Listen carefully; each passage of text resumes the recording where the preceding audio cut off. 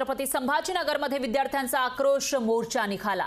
Online परीक्षांमधील गोंधळाप्रकरणी आंदोलन करण्यात आलं आहे। क्रांती चौक ते जिल्हाधिकारी कार्यालयापर्यंत आक्रोश मोर्चा काढण्यात आलाय। तलाठी भरती घोटाळ्याची एसआयटी चौकशीची मागणी या विद्यार्थ्यांनी केली आहे। तर स्पर्धा परीक्षा समन्वय समिती आणि सर्व स्पर्धा परीक्षांच्या विद्यार्थ्यांनी आंदोलन केल्याचं पाहायला मिळतंय। छत्रपती संभाजीनगरमधील ही दृश्य आपण बघू शकतोय। वारंवार स्पर्धा परीक्षांमध्ये गोंधळ होताना दिसून येतोय। पेपर फुटीचं प्रकरण समोर येतंय। ऑनलाईन परीक्षांमधील गोंधळ सुद्धा समोर येतोय आणि याच प्रकरणामध्ये आता विद्यार्थी आक्रमक होताना दिसतात। याविषयी अधिक माहितीसाठी आपले प्रतिनिधी सचिन बडे हे थेट छत्रपती संभाजीनगरमधून आपल्यासोबत जोडले गेले आहेत। सचिन, काय सांगाल? विद्यार्थी आक्रमक झाल्याचं दिसतंय, एसआयटी चौकशीची मागणी करतात असंही कळतंय। नेमकं काय म्हणणं आहे या परीक्षार्थी विद्यार्थ्यांचं?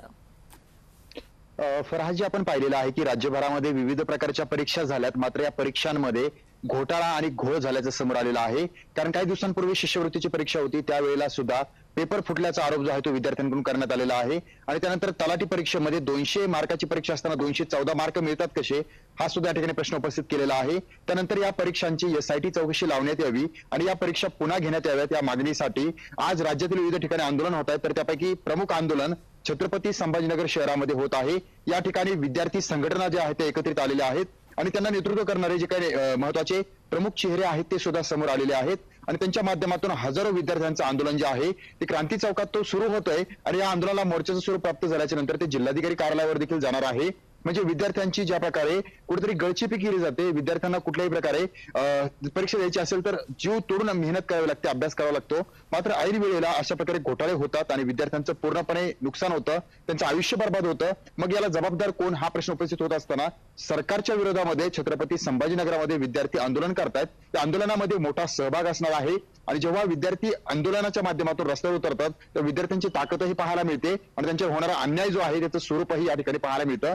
तर विद्यार्थ्यांचं आंदोलन हे काही वेळामध्ये सुरुवात होतीये याला आणि या विद्यार्थ्यांच्या माध्यमातून सरकारला जो आहे तो या ठिकाणी इशारा देण्यात येतोय, कारण परीक्षा तात्काळ घेण्यात याव्यात, इतर भरत्या रखडल्यात ते घेण्यात याव्यात आणि जे काही घोटाळे होत आहेत ते थांबवण्यात यावेत आणि या घोटाळ्यांची सविस्तर चौकशी करण्यात यावी ही मागणी जी आहे ती विद्यार्थी करत आहेत। फराजी, निश्चितच सचिन, जे विद्यार्थी अभ्यास करत असतात दिवस रात्र त्यांचं मात्र यामध्ये नुकसान होतंय, कारण घोटाळे समोर आल्यानंतर परीक्षा पुढे ढकलल्या जातात किंवा काहीतरी होतं आणि पुढे परीक्षा कधी होणार हे विद्यार्थ्यांना माहिती नसतं, त्यामुळे हे विद्यार्थी आक्रमक होताना दिसत आहेत। आता याच्यावर काय तोडगा काढला जाईल ते पाहावं लागेल। दरम्यान धन्यवाद तुम्ही दिलेल्या या सविस्तर माहितीसाठी।